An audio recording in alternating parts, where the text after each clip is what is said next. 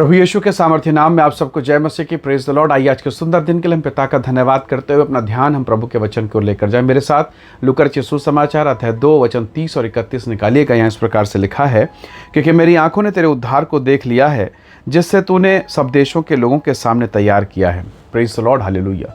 प्रभु के लोगों, ये परमेश्वर का दास, प्रभु का सेवक शमौन का गीत है।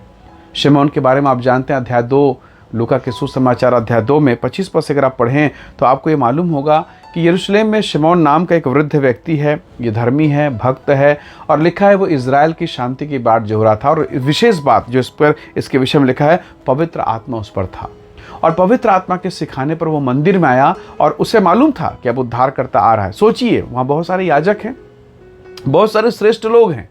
अगर माता मरियम और यूसुफ बालक यीशु को लेकर आ रहे हैं, यदि वो 1 मिनट भी अगर लेट होता तो किसी और के पास वो पहुंच जाते। परंतु परमेश्वर का धन्यवाद, प्रभु की दया देखिए, एग्जैक्ट समय पर यहाँ शमौन आता है और यहाँ बालक यीशु को लेकर उसके माता पिता आते हैं। परमेश्वर के लोगों, उम्र के आप किसी भी पड़ाव में क्यों न रहें, यदि आप धार्मिक जीवन में हैं, पवित्रता में हैं, चाहे आप बुजुर्ग हों, बूढ़े हों, जवान हों, बच्चे हों, यदि आप परमेश्वर की सुनते हैं तो परमेश्वर अपनी योजना को आप पर प्रकट करेगा। परमेश्वर की ओर अगर आप आशा लगा के बैठे हैं तो परमेश्वर अपनी शांति से, सच्ची शांति जो संसार देगा वो उस प्रकार की शांति नहीं, क्योंकि संसार की शांति, संसार की बातें आज है कल चली जाएंगे, पर प्रभु सच्ची शांति देगा। और इस बुजुर्ग को, इस शमौन को प्रभु ने स्पष्ट बात किया।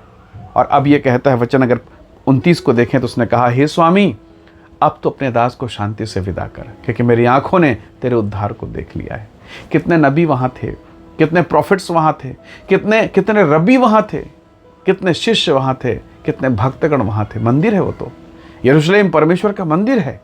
पर किसी से प्रभु का आत्मा ने बात नहीं किया, शमौन से बात किया। परमेश्वर के लोगों, यदि मैं और आप परमेश्वर की धार्मिकता में, परमेश्वर की पवित्रता में, परमेश्वर के भूख और प्यास में लगे रहें तो प्रभु का आत्मा बात करेगा। अब उन दिनों में सोचिए, वो इज़राइल में शांति की बाट जो रहा है, उन दिनों में जब यीशु मसीह का जन्म हुआ, रोमन साम्राज्य है, रोमन साम्राज्य इजराइलियों पर, यहूदियों पर, परमेश्वर के लोगों पर अत्याचार कर रहे हैं। वो गुलामी की दशा में है, और इस दशा में भी कोई बहाना नहीं। वो ये नहीं बोल रहा है कि मैं गुलाम हूँ प्रभु, मैं तेरे मंदिर क्यों जाऊँ, वहाँ खतरा है, वहाँ रिस्क है, मैं इतने दुख में हूँ, मैं बुढ़ापे में हूँ, मेरा शरीर थक गया है, मेरे शरीर में अब कोई ताकत नहीं रह गई प्रभु, मैं प्रार्थना करते करते बूढ़ा हो गया हूँ। परमेश्वर के लोगों, इस बुढ़ापे में परमेश्वर का अनुग्रह प्रकट हुआ है। हालेलुया।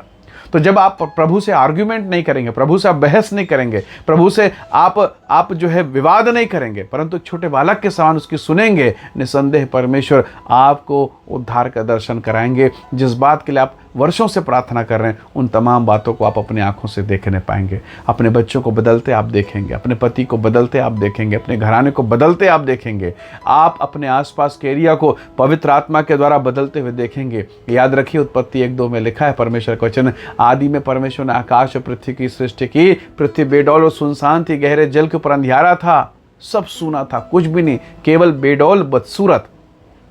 पर वचन में लिखा है, पवित्र आत्मा वहां था, परमेश्वर ने कहा उजाला हो, और उजाला हो गया। प्रभु के लोगों, हो सकता है बेडौलपन, सुनसानपन, तकलीफ, अंधकार, पीड़ा, इस दौर से आप गुजर रहे हैं, कर्ज, फाइनेंस, बहुत सारी समस्याएं।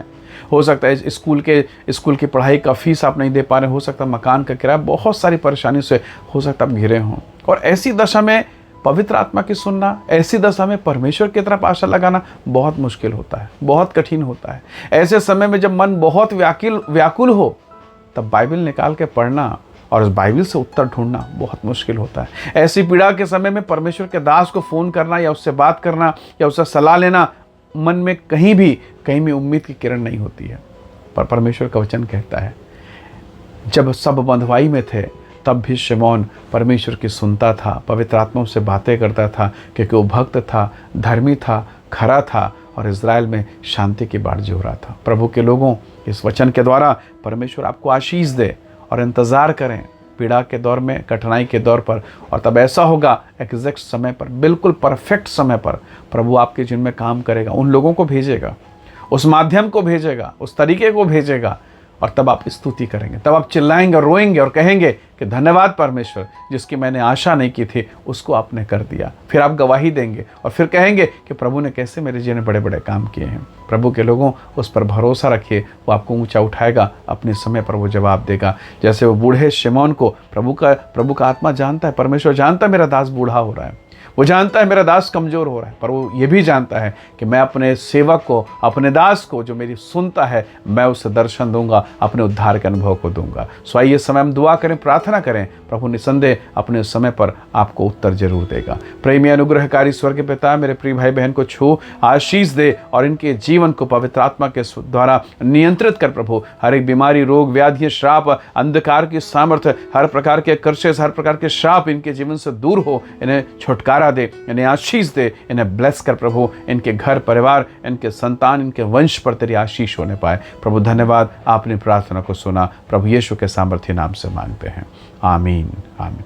प्रभु आप सबको बहुत ऐसे आशीष दे। बहुत धन्यवाद। जय मसीह की। Praise the Lord.